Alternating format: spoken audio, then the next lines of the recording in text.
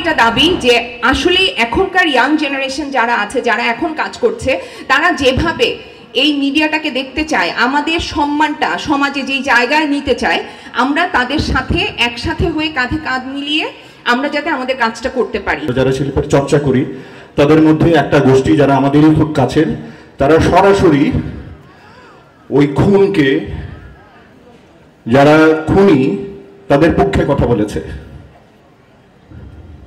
এটা আমরা চাইনি, এটা আমরা ভাবি নাই যে যারা ছাত্র জনতাকে গুলি করেছে, ওপেন রাস্তায় গুলি করছে, প্রকাশ্য বিদ্যালয়কে রাইফেলের নলের ডগা দেখিয়ে গুলি করছে, তাদের বিরুদ্ধে কথা বলেনি, ওরা তাদের পক্ষে কথা বলেছে।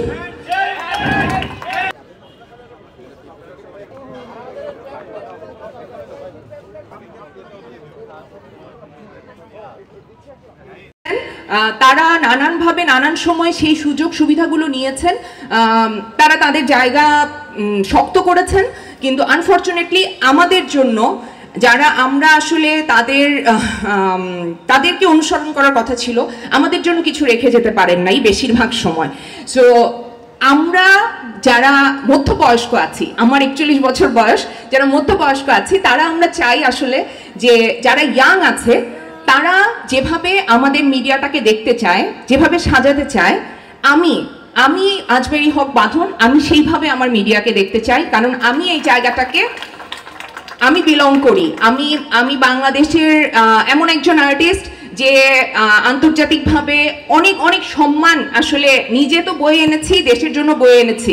আমার এটা দাবি যে আসলে এখনকার ইয়াং জেনারেশন যারা আছে, যারা এখন কাজ করছে, তারা যেভাবে এই মিডিয়াটাকে দেখতে চায়, আমাদের সম্মানটা সমাজে যেই জায়গায় নিতে চায়, আমরা তাদের সাথে একসাথে হয়ে কাঁধে কাঁধ মিলিয়ে আমরা যাতে আমাদের কাজটা করতে পারি।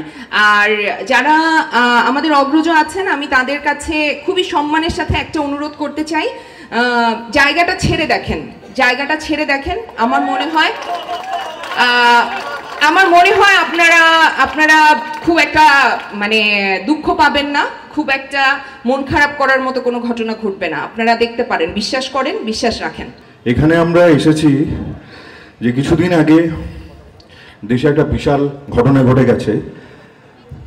একটা ফ্যাসিস্ট সরকার এই দেশ থেকে চলে গেছে। কিছু না, বাংলাদেশের অধিকাংশ ছাত্র জনতা সেই আন্দোলনে শরিক ছিল। কিন্তু খুবই দুঃখজনক বিষয়,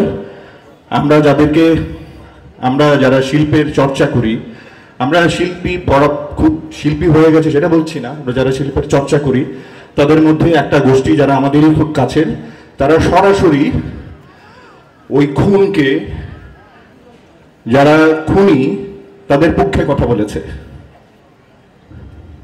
এটা আমরা চাইনি, এটা আমরা ভাবি নাই যে যারা ছাত্র জনতাকে গুলি করেছে, ওপেন রাস্তায় গুলি করছে, প্রকাশ্য বিদ্যালয়কে রাইফেলের নলের ডগা দেখিয়ে গুলি করছে, তাদের বিরুদ্ধে কথা বলেনি, ওরা তাদের পক্ষে কথা বলেছে।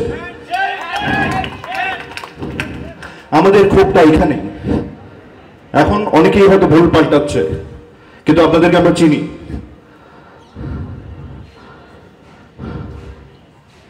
আমাদের দাবি একটাই, আমরা যত রিফরমেশন চাই, অবশ্যই আপনারা কেউ আমাদের দূরের না, আমরা আপনাদের খুবই কাছের, আপনারাও আমাদের খুব কাছের। শ্রদ্ধেয় বড় ভাইরা আছেন, যত রিফর্মই হোক আশা করছি সামনের কমিটি দিতে হবে। আপনারা দয়া করে চলে যান সম্মান নিয়ে।